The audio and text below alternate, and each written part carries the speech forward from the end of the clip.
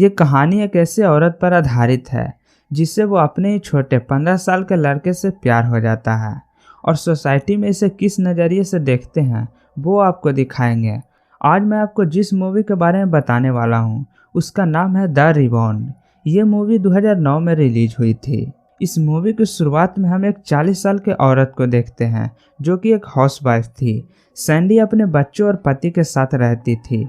Sandy बहुत ही खुश थी। तभी एक दिन अपने बेटे की बर्थडे वाली वीडियो देख रही थी।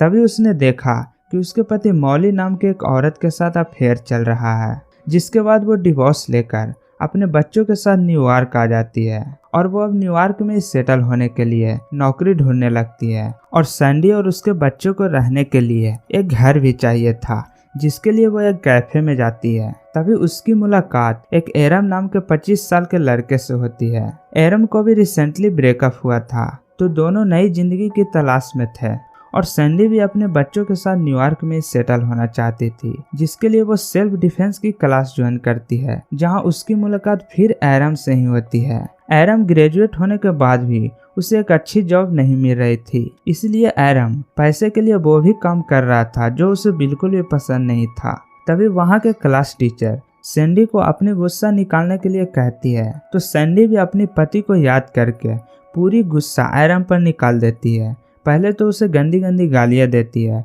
फिर उसे कुत्ते की तरह पेल देती है। इसके बाद सैंडी कल के लिए माफी मांगती है और पूछती है क्या वो बच्चे के लिए बेबी सिटर बन सकता है, जिस पर एरम भी हाँ बोल देता है। उस रात एरम बेबी सिटर के लिए सैंडी के घर पर जाता है। तभी वो बेचारा देखता है कि सैंडी के बच्चे तो काफी शरारती हैं। फिर सैंडी अपने बच्चे को छोड़कर एक आदमी के साथ डेट पर चली जाती है, लेकिन वो आदमी एकदम चुतिया होता है और वो डेट पर ही सैंडी के साथ अजीब बिहेव करता है।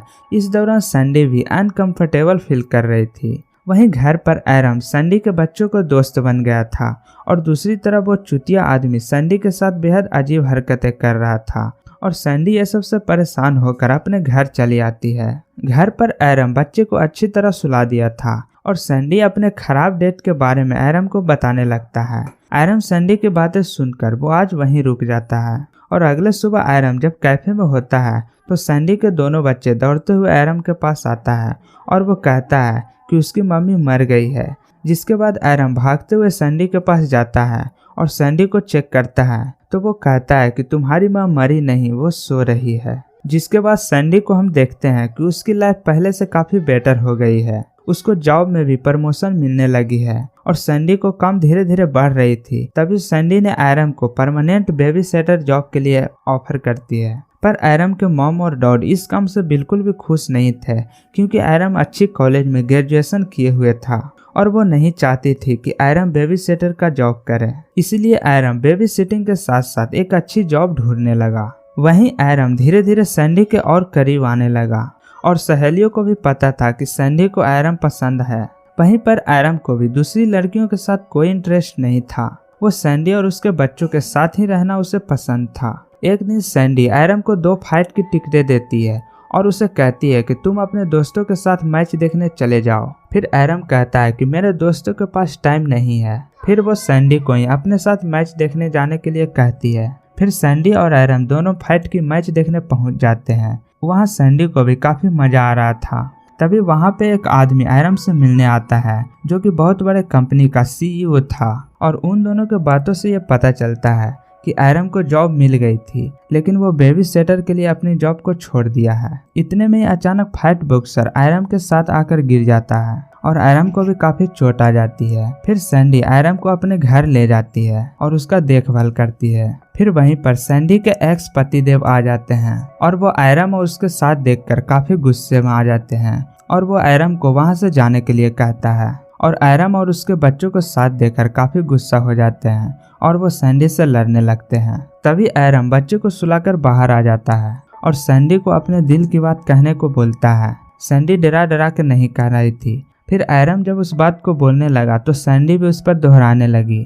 फिर सैंडी अपने पति देव को वही गंदी गंदी गालियां देने लगती है और उसे वहां से भगा देती है। और वो इस बात को कई सालों से बोलना चाहती थी लेकिन वो बोल नहीं पा रही थी। लेकिन ये सब एरम की वजह से हुआ और अब सैंडी और एरम दोनों साथ रहने लगे। ये बात सबको पता चल गई थी। सैंडी अपने सहेलियों को भी बता दी थी लेकिन सोसाइटी वाले सैंडी को मजाक उड़ाते थे कि एक बेबी सेटर से ही प्यार कर लिया। और कुछ दिन बाद ये पता चलता है कि सैंडी प्रेग्नेंट हो गई है। पहले तो एरम घबरा जाता है और फिर खुश होकर कहता है कि मुझे तो इसी दिन का इंतजार था ताकि मैं हम दोनों साथ रह सकें। और फिर दोनों डॉक्टर के पास जाता है और डॉक्टर रिपोर्ट से बताते हैं कि सैंडी प्रेग्नेंट है मगर वो बच्चे को जन्म नहीं दे सकती क्योंकि उसकी उम्र काफी ज्यादा है। इसे सुनकर सैंडी काफी उदास हो जाती है और एरम पर गुस्सा आ जाती है और एरम को कहने लगती है कि वो उसके लिए शायद ठीक नहीं है। वो हमसे 15 साल छोटा है और हम दोनों का लाइफ शायद सेट नहीं होगा।